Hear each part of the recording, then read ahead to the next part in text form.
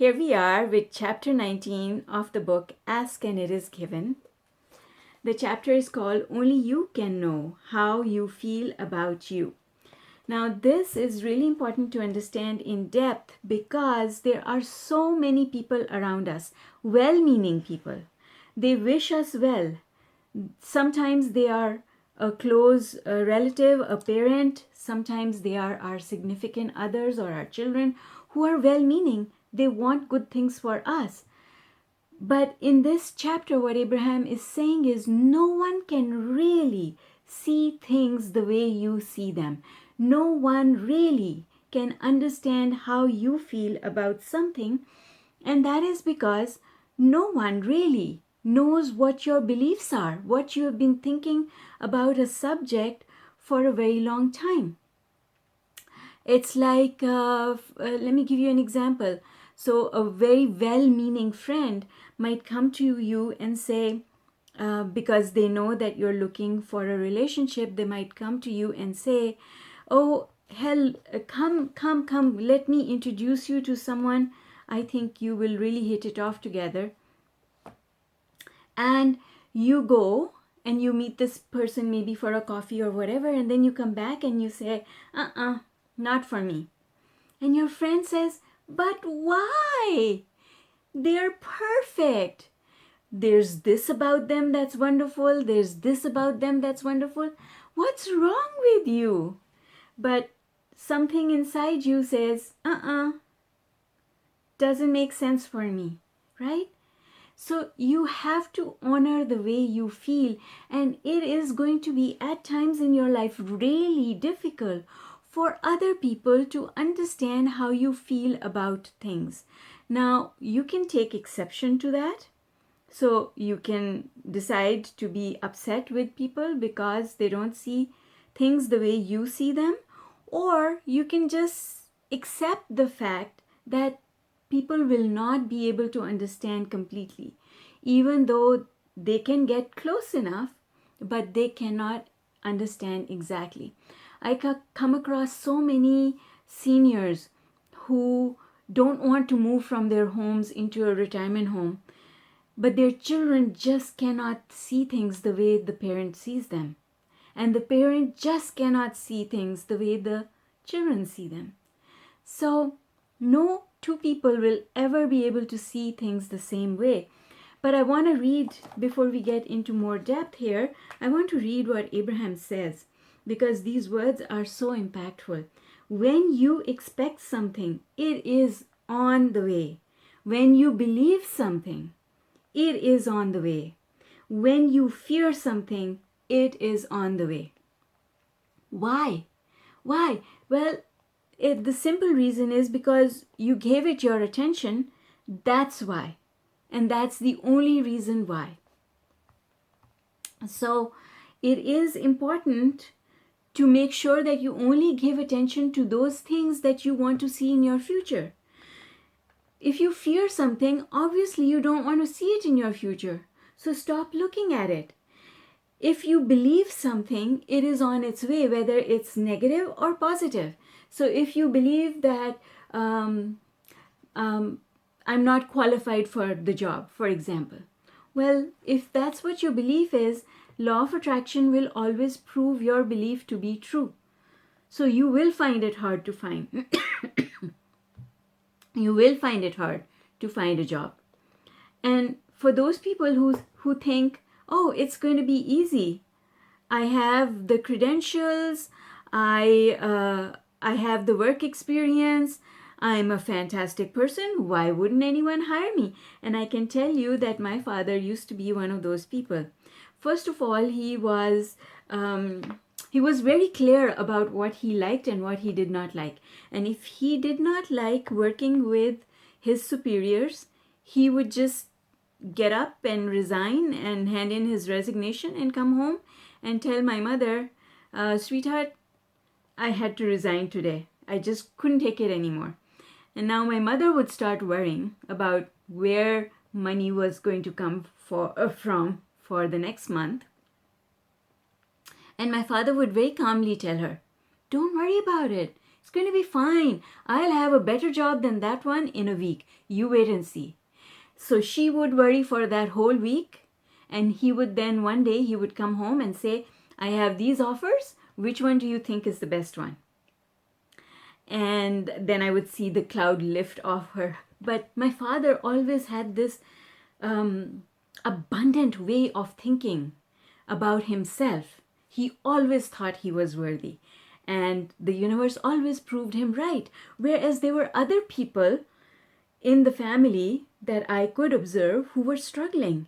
So you see, it's not always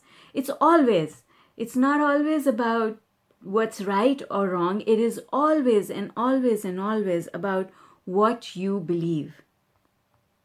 So it's important to only give your attention to those things that are positive beliefs, right? And that is why I teach the concept of having core beliefs. And if you think a thought, you then have a benchmark. Your core belief becomes your benchmark. So you compare what you're thinking with your core belief and you ask yourself, are these things congruent or not? That's what I teach in the heart and mind alignment method.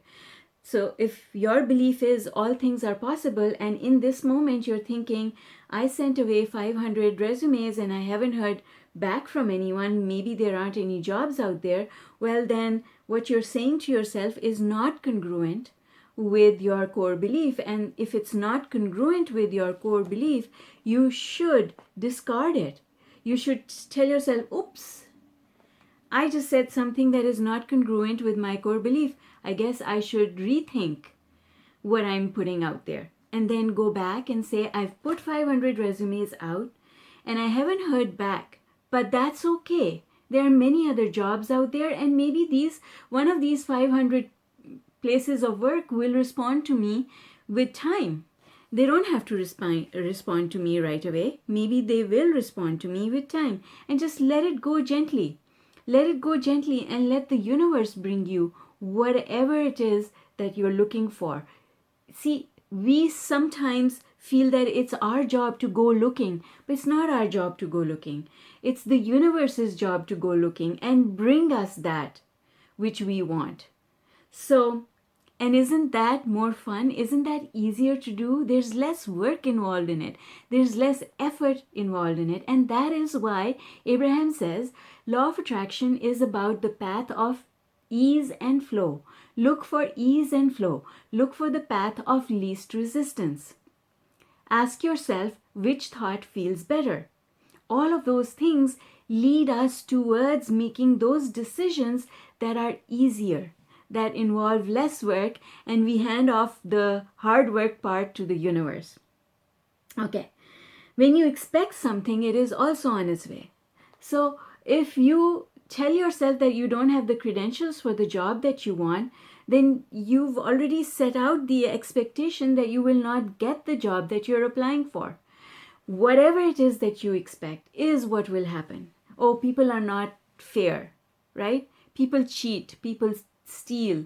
Well, if you believe that way, then your experience will be that. And I remember this one time a couple of years ago where one of my neighbors came up to me and said, oh, make sure your car is locked at night because our car was outside and somebody got into it during the night and took everything that was in the car. I don't even remember what all they had in the car, but somebody came in and took everything and took the equipment out of the car as well. And so I looked at her and I didn't say anything because she was just trying to be nice. And it's not my job to teach everyone, right? So she went away, but I thought to myself, sweetheart, whatever has happened to you has to do with your expectation. You must expect that people are out to get you, that people will take advantage of you. And I don't think that way.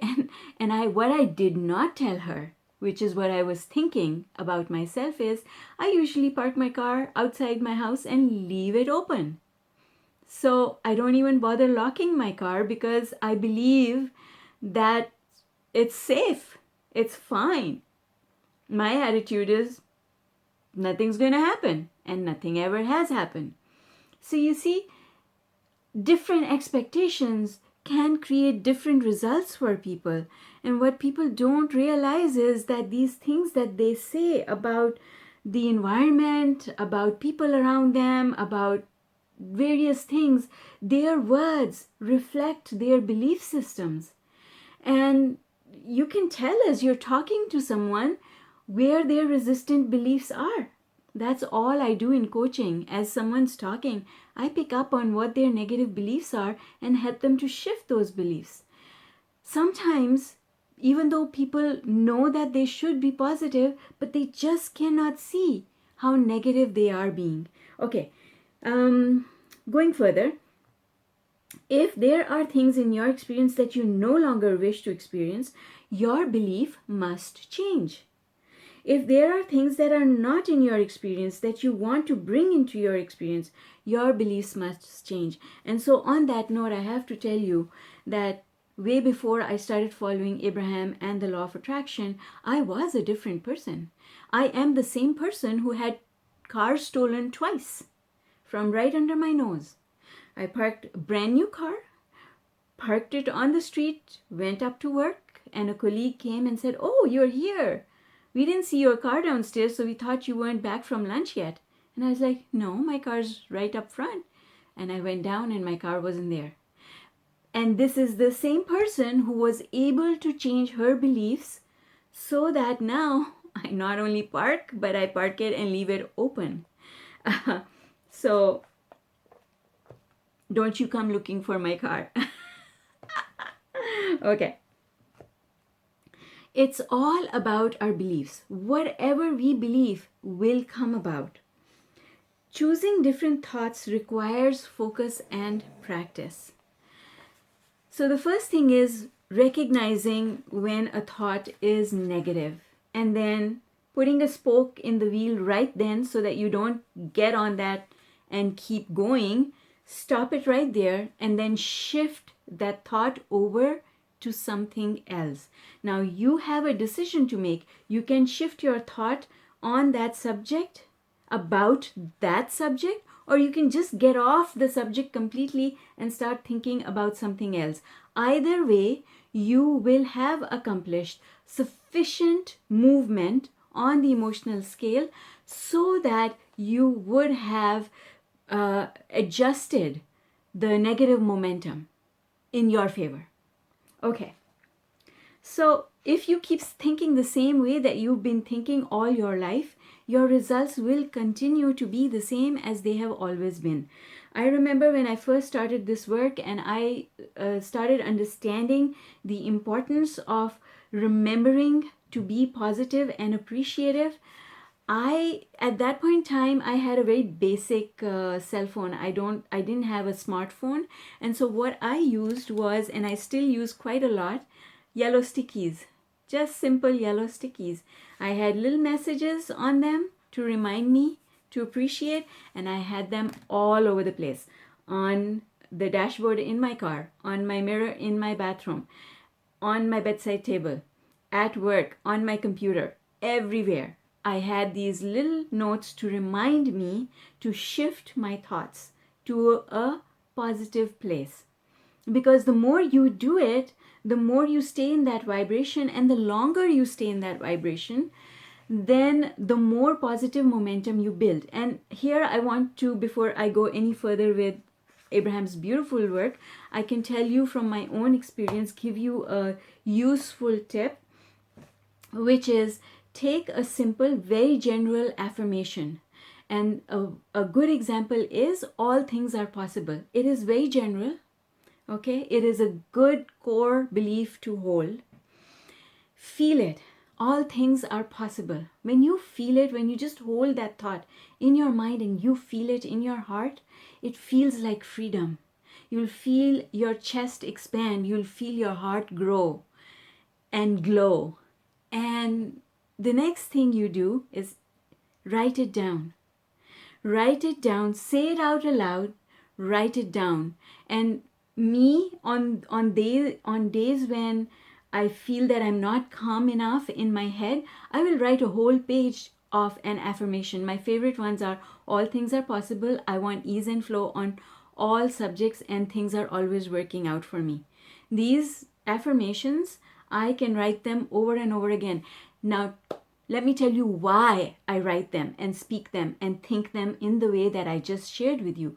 Because writing them keeps me in that vibration that I first created by feeling the glow inside me. If I create the glow and hold that feeling, then I say the words aloud. That now saying it aloud has more power than just thinking it. And when you say it aloud, you will feel goosebumps all over you, maybe down your back, but you will feel goosebumps, because what that means is your inner being just agreed with you. Your inner being is in 100% agreement with what you're saying. And then when you write them down, you're staying in that vibration almost for 2 minutes. And Abraham says that you need only 16 seconds in a vibration to get momentum going, whether it's negative momentum or positive momentum. So can you just imagine if you can stay in that positive vibration for 2 minutes? Oh my God. If you can do that maybe a couple of times a day, if you're really going through a situation that needs work, maybe you can do that a couple of times a day. Even if you do it once or twice a day, the cumulative effect of that over just a 10-day period is going to shoot you up the emotional scale like nobody's business. And your life will start changing. You will be a happier person, and people will start coming to you and asking you what happened, what changed, what are you doing differently. Okay. So Abraham says this really beautifully. I love these words. Abraham says it simply requires finding unfamiliar ways of approaching familiar subjects. That's what it requires. Unfamiliar ways, because you're used to your old way of thinking. So now you have to use an unfamiliar way of looking at that same thing. And those ways are reminders. The questions that are reminders of looking at things in a different way are: how would my source see this? What is my inner being feeling about this? Which thought feels better? What is the path of least resistance? All these beautiful questions are what help us to look at things differently so that we can start approaching familiar subjects in the beginning unfamiliar ways. But those unfamiliar ways will eventually become your familiar way of doing things, and that's what this workbook is all about.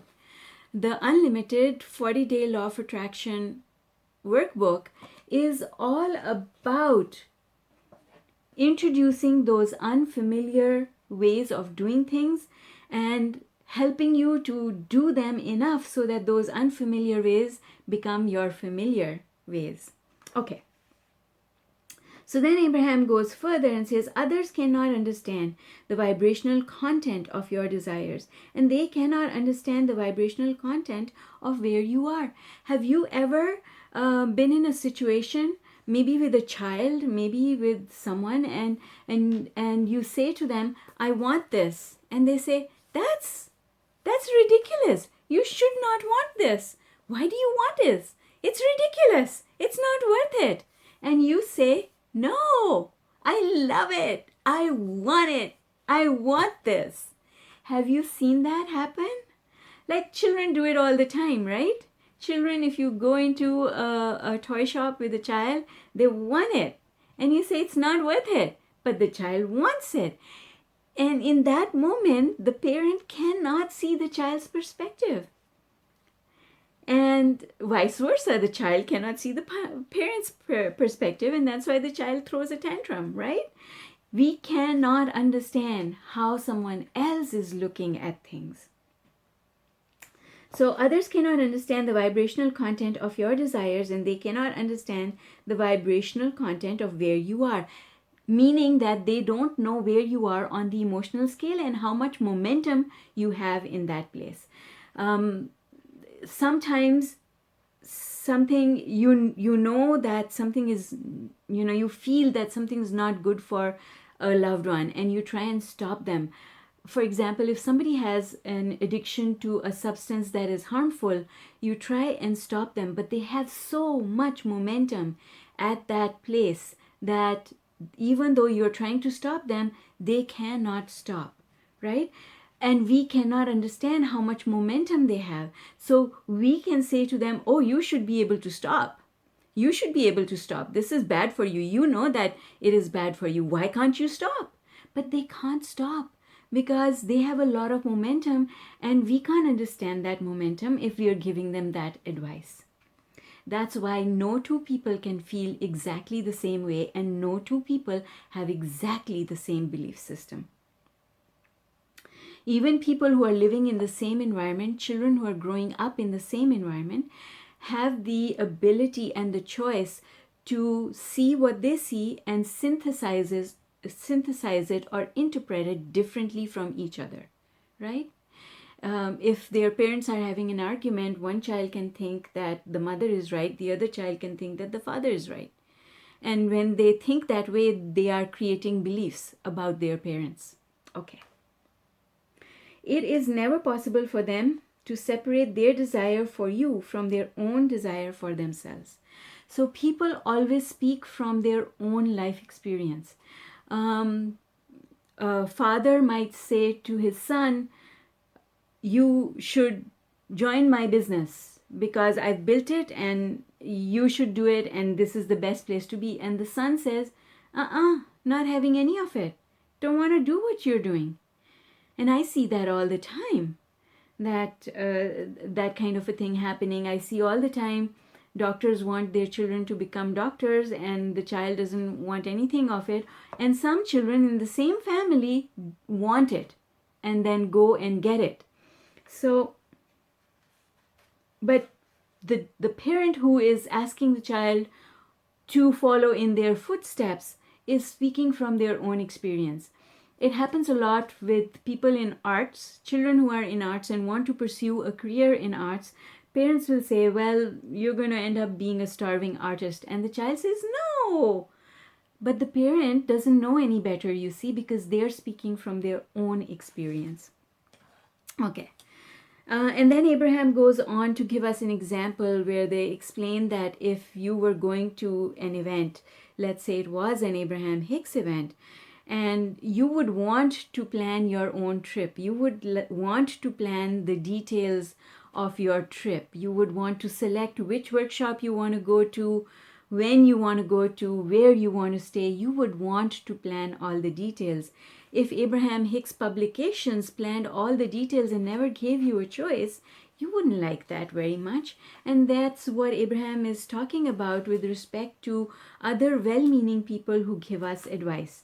Those people are looking at things from their perspective and they're not taking our preferences into account. And in this case, Abraham Hicks Publication, if they planned my trip to the workshop, they are not taking into consideration what I want and what my preferences are with respect to attending the workshop.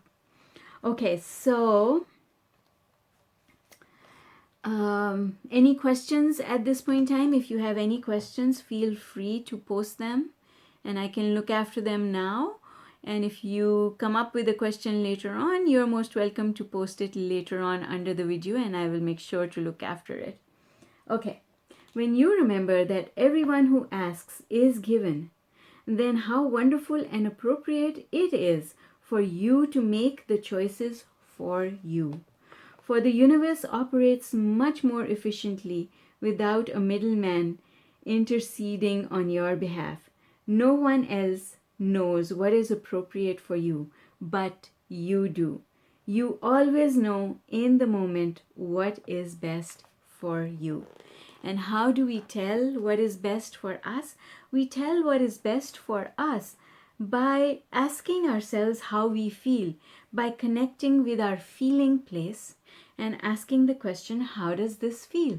And if it doesn't feel good, then do I really want it? Because if you really want something and it doesn't feel good, all you have to do is change your self-talk and your belief system about it to bring yourself around, to bring yourself up the emotional scale on that subject. And then it will feel good and you can do it. Let me give you an example. So those people who are in sales jobs and they need to call on clients and they don't feel like it, well, they could submit to that not feeling good and say, oh, I don't feel like it, so I'm not going to do it.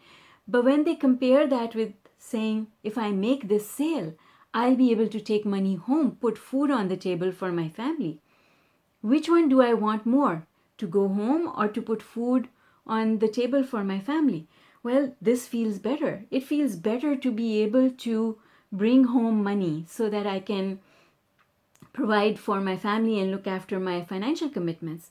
So when you ask that question, you give up this fear or this feeling of not wanting to do it in favor of what feels better, to put food on the table.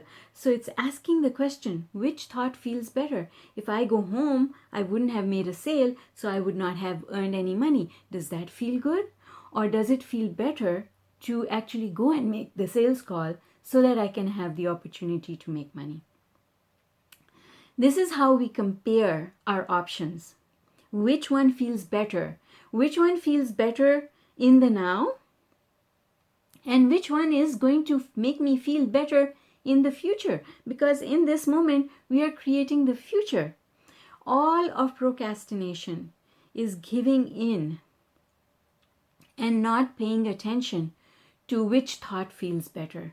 Because when we ask this question, which thought feels better, which one of these two things should I do? Always, always, always, always, the answer comes. And that answer, I'm not going to tell you what the answer is because that answer can be different for everyone based on who they are, where they are on the emotional scale, what they have going on, what are their belief systems. Everybody's answer can be different. So you need to get the answers that are appropriate for you, and everyone else needs to do the same. That's why Abraham says, leave your children alone. Leave them alone. Don't impose your thoughts, your belief systems onto your children. Let them figure it out for themselves. Because when we allow our children to figure it out for themselves, they are much better off than us communicating our limiting beliefs to our children and then them having to get over those negative beliefs. I was talking about sales, and one of the examples that I use when I'm coaching salespeople is that a lot of us were taught as children, don't talk to strangers. And a lot of parents even today give their children that training, don't talk to strangers. But if you've got a career in sales, you have to talk to strangers. You not only have to talk to strangers, you have to convince them. Right? So how's that going to happen if you've got this belief in you? So you have to give up that belief, or you have to say, even though I have this belief, but my objective is bigger. This feels better. Making the sale feels better. So I'm going to do what I need to do to get over this belief that's holding me back so that I can go up the emotional scale and do what I have to do. Make sense? That makes sense, doesn't it? So many limiting beliefs. We can't even make a list of all of them, even if we wanted to. And I don't want you to. What I want you to do is to pay attention when a negative belief comes up for you. Sometimes it comes up because someone else is voicing it. Sometimes it comes up because you read it in the media or you come across it somewhere. And sometimes it comes up and it comes either into your mind and you stop it right there before it comes out of your mouth. But sometimes it escapes your mouth.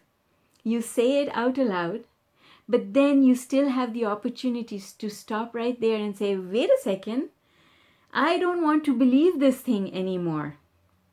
So I'm going to do something to change it. And that's what gives us power. That's what Law of Attraction is all about. That's what this beautiful book, Ask and It Is Given, is all about. Okay, so folks, I hope you enjoyed our discussion from today. I hope you did, and I hope you learned something from it. And if you did, could you please leave me a comment to let me know what that was? What did you get out of our discussion today?